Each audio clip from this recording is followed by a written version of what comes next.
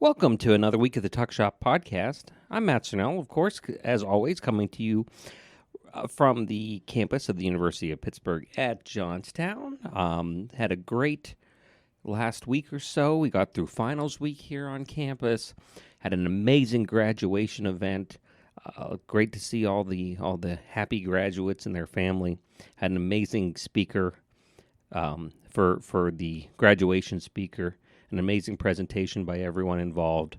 And it's always a fun time to see that end of that journey and the beginning of the next one for our students. As always, or as usual anyway, David from Institutional Advancement would join me, but he can't. He's taking some time off, some well-deserved time off, a couple days. But I didn't want to leave you without something for the podcast, at least. And I know there are probably a bunch of potential new listeners now, welcoming several hundred new alumni, and they hopefully got their card with the subscription link. So if you're one of those new subscribers from this year's graduation, welcome. But what I wanted to do is something a little neat, especially as we close out this academic year and bring on something new and bring our summer series on and get ready for the fall term, is kind of go back and find just a couple of fun highlights and put those together. And if you haven't gone back to some of these shows from an earlier time, get a chance to listen to them and just kind of get a feel for it, and maybe it gives you something to motivate you to go back and listen to some of the previous episodes of the podcast. Down below in the description of the podcast, I'm going to list each name and episode of each of the clips, so you can hear where they are if you want to go listen to the whole conversation. At the same time, I'm going to continue putting the links below in the description as well for our upcoming events. Our Alumni Golf Classic on May 31st. Remember, that evening kicks off that weekend, which is the Greek reunion.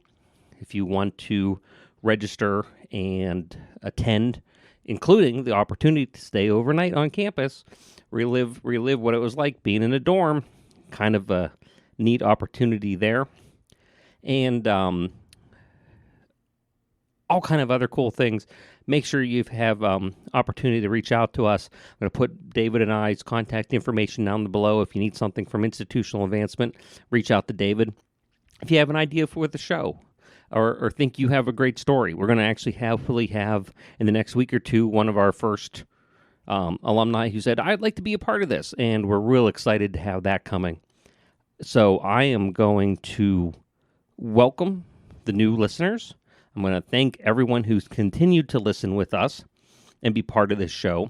And hopefully you can all share out and get people get people interested in this. And know that I very much appreciate helping bring the stories of my fellow alumni to you all. So without ado, I am going to turn it over to our first clip. Let's talk a little bit. Why did you come here? Why did you to Pitt Johnstown? Pitt Johnstown. Yeah. Not today. Yeah, no. I'm wondering myself, Matt. No, why not today? But Pitt Johnstown. Well, it was obviously a reputable school, part of the Pitt system, and in my backyard. So it was really hard to pass up an opportunity. I was able to commute, which I did the first 2 years I was here. I did live on campus my second 2 years, but of course, my parents were wanting me to stay closer to home, and this was a great opportunity, and just the opportunity to go to a great school in my backyard. Why not? And obviously they had the program that I was looking for. I knew and heard through reputation what a great business program they had, and so I was definitely interested, and I was thrilled to get in here. So you actually came in wanting to do business. I did. I knew. Or... No, I didn't. I knew from high school that I wanted to go into accounting, and I wasn't sure what all those paths might be, but I knew from high school that that was the path I wanted to follow, and or choose one in that area, and this was the place to come for it.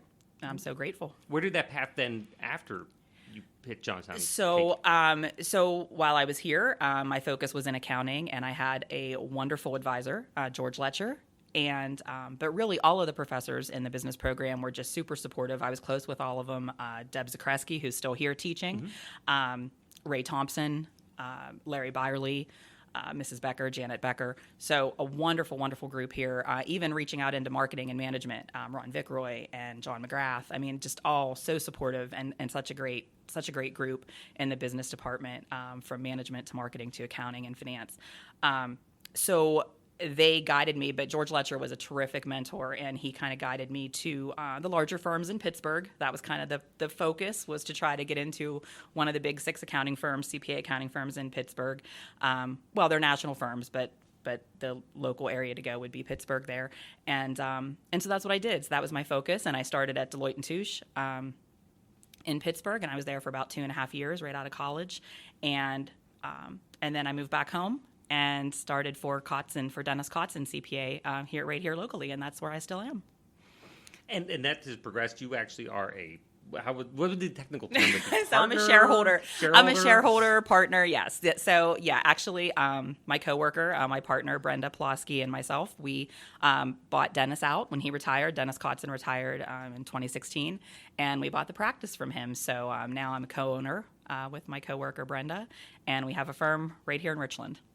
So I think part of the neat thing is not just that, and having known you for a lot of years and known the firm for a lot of years, is not just your history with campus, but you have a fairly deep bench of Pitt Johnstown graduates. Absolutely. I wouldn't have it any other way.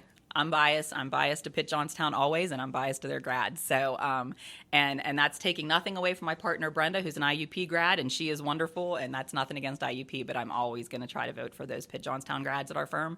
And we do. We have, we only have, I think, 14 people at our firm, but I want to say maybe 7 or 8 of them are Pitt Johnstown grads, maybe 7. But yeah, half are Pitt Johnstown grads, and I'm thrilled for that. We just always have such a great group of candidates from Pitt Johnstown that come our way, and I'm so grateful for it. And I literally, when we're looking for someone, I still call over here to Deb Zakreski and the accounting program and say, Deb, tell me about your seniors. Tell me about your juniors. Who do you have coming up through the ranks that might want to stay in the area? Who are some of your best students, your best and your brightest? And that's how we get them. What made you say, this campus, Pitt Johnstown, was the one for you? My dad wanted me to go to an academy. Because of my eyesight, I had to compete with X amount of people for a limited amount of slots. I wasn't all that gung-ho about it, so the closure was coming in, went to UPJ, and if you were good enough to be nominated to be a candidate for military school, UPJ accepted me right away. Now, I never lived on campus. I commuted the whole time and worked the whole time, so some of that campus life gets a little to the side, because even though I did have a social life up here, I spent a lot of time working in the evenings. Mm-hmm. And I think one of the things that you and I have it's been 4 or 5 years now that we've worked in this capacity on campus together in some form, worked a long time together, you in your role in the Senate, me as head of a local municipality, helping us out, and you always were fantastic with us in the borough. But social life, one thing that I never had the experience that you did, you had a connection through the Greek organ, and David talked about the Greek reunion coming up. You had a connection there that I didn't, and David, I don't think you had. I did not have a connection to the Greeks per se as a pledge or as a member, but I think it's interesting. I think, Matt, you bring up a good point. You know, John was a commuter, but again, very active in Greek life. Here I lived on campus and was not as active in Greek life, so it's an interesting... It is. And the brotherhood lasts forever. I guess we have hundreds and hundreds and hundreds of brothers now. And Dave, you were talking about having the reunions of the different fields up here. The Delta Chi just had a 50th anniversary, and it brought a lot of people back from the 70s who haven't seen each other in decades. They came on campus, they took a tour, they had breakfast here. They had a wonderful time kibitzing with each other and hopefully reconnecting for UPJ. You know what? I will tell you this. And this would be, I think, my advice as well. I can tell you, and I'm kind of talking, we had some alum came back 2 homecomings ago. One particular alum was a sculptor, and he had done a wooden sculpture that now is in the president's conference room. So they presented it at homecoming, and there were probably 3 or 4 of these alum that came in the early 70s. And it was interesting because you always get that, study hard, keep your nose down, advice. When you leave the nest, your parents say, work hard, get a job, so on and so forth. This particular group, they were all rather successful. One, worked here at HF Lens. This gentleman was a pretty well-known sculptor. But, they started their advice to the homecoming crowd that was there that night. They said, it's real important to come and, study and get on a schedule and do all that, time, what is it called? Priorities. Time management, that kind of stuff. And then there was a pause, and he looked into the mic and he said, but look around you. These are the best times of your life. These are the people that you're always going to remember. And he said, don't let that become less important. So in essence, make sure you have fun, because when you're gone, these people that are your alumni association or your alumni network, they're just as important. College is supposed to be an experience, not just that. So my advice would be, much as, is the advice of those alum that night, nothing wrong with studying and, trying to get out in 4 years, but don't miss the opportunities that are on campus.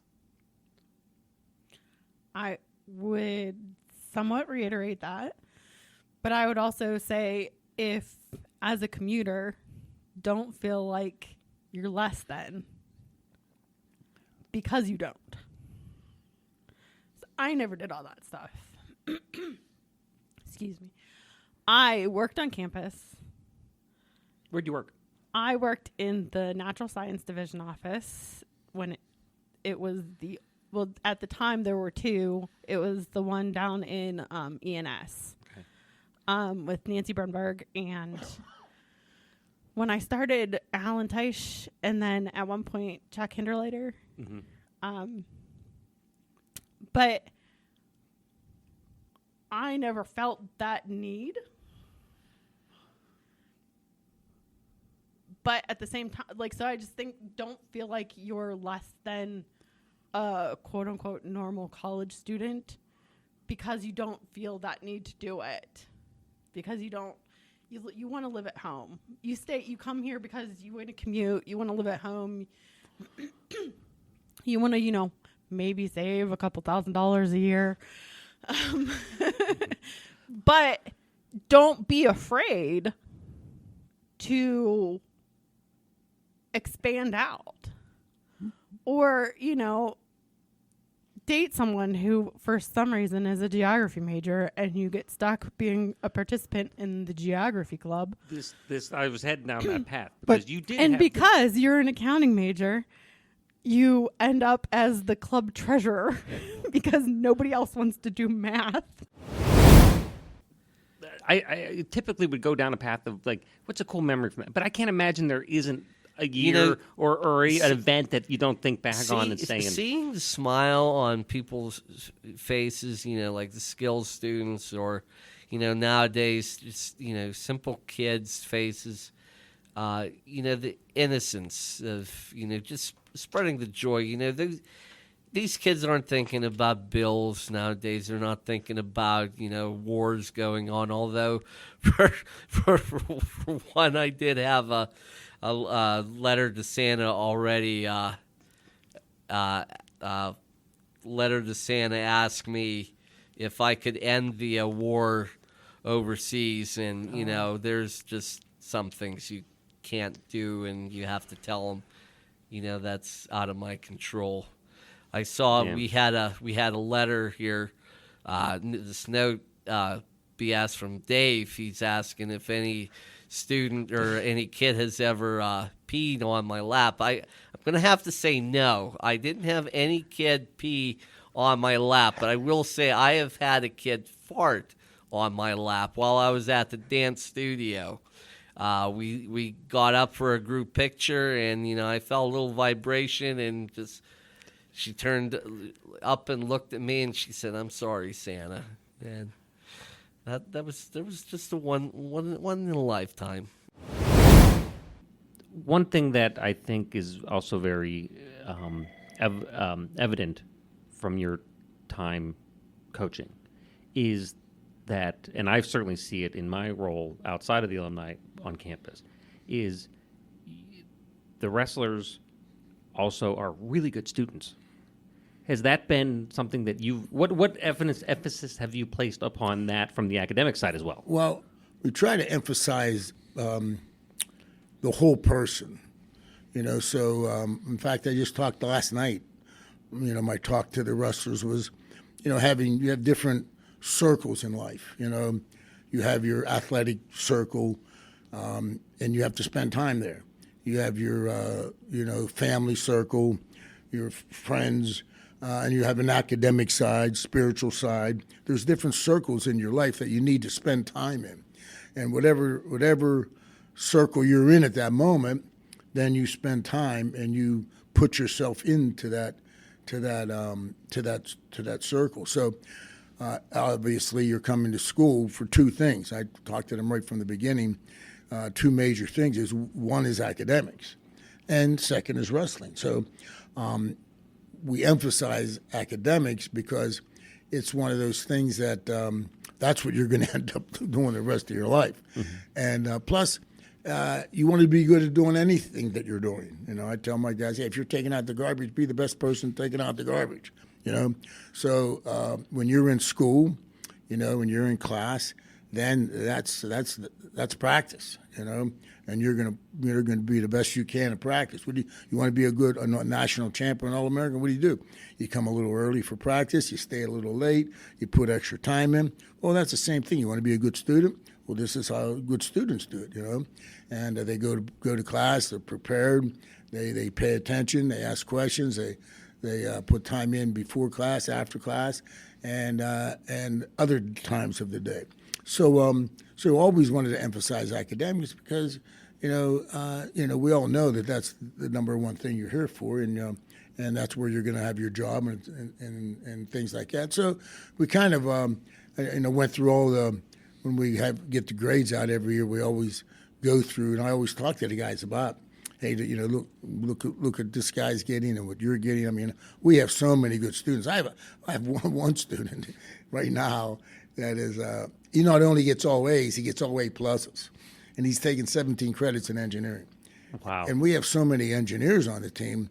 So with engineering being such a big major here, I would say we have 10 to 15 engineers. So honestly, they come here already good in school. They already have all the skills that they've developed because they wouldn't be getting into engineering if they didn't. Mm-hmm. So we do have a lot of guys that are already developed good academic skills before they come to college, and we just emphasize. I just emphasize it, but I emphasize also being a good person. That I want you to be that. We want to be the kind of guys that. On the mat, you're going to go out there and kick the crap out of somebody. But, when you're off the mat, you're a good person. You're a good, because I want them someday to be good husbands and good fathers and good employees. And so they're going to be respectful to people and try to lead good lives in all areas of their life. That's what we're trying to develop. And that's why coaching is so important and it's so rewarding is that. Now, when you think about that in the context of the scholarship opportunities, does that help? Absolutely, it definitely helps. Don't nod yet. You have to talk. It's yes, it's kind of the idea. This is a verbal medium, Hannah. You have to. We were formulating. Yeah. We had the loading screen symbol above our heads. Yeah. But yeah, it absolutely does. I know for me, I still have a little bit of time here left at UPJ, so the scholarship helps in both my studies and also opportunities like conducting research, definitely. Yeah, I agree. So like how I said, I'm anticipating on going to law school. And for those who are not familiar with the process,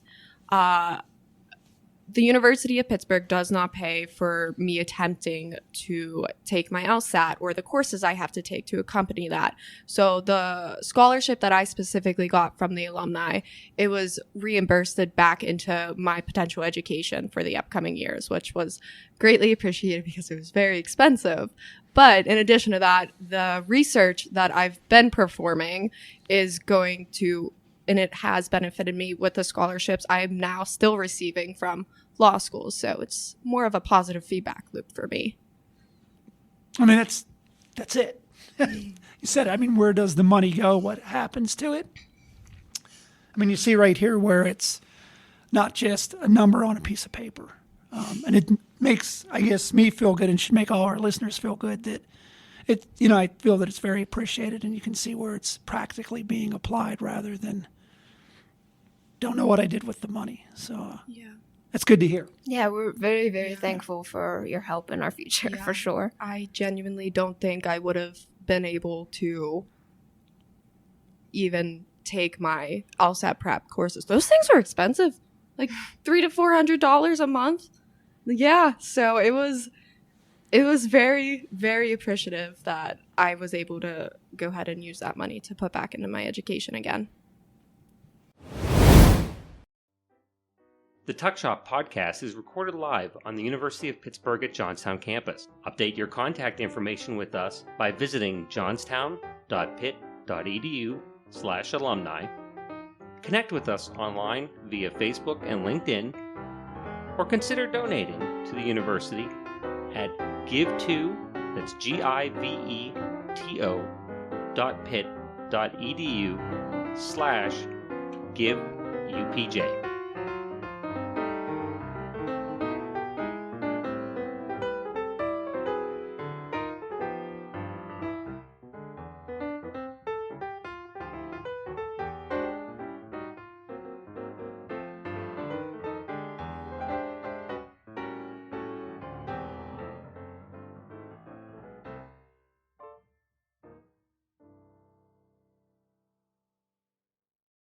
This has been a production of Quantum Wave Media.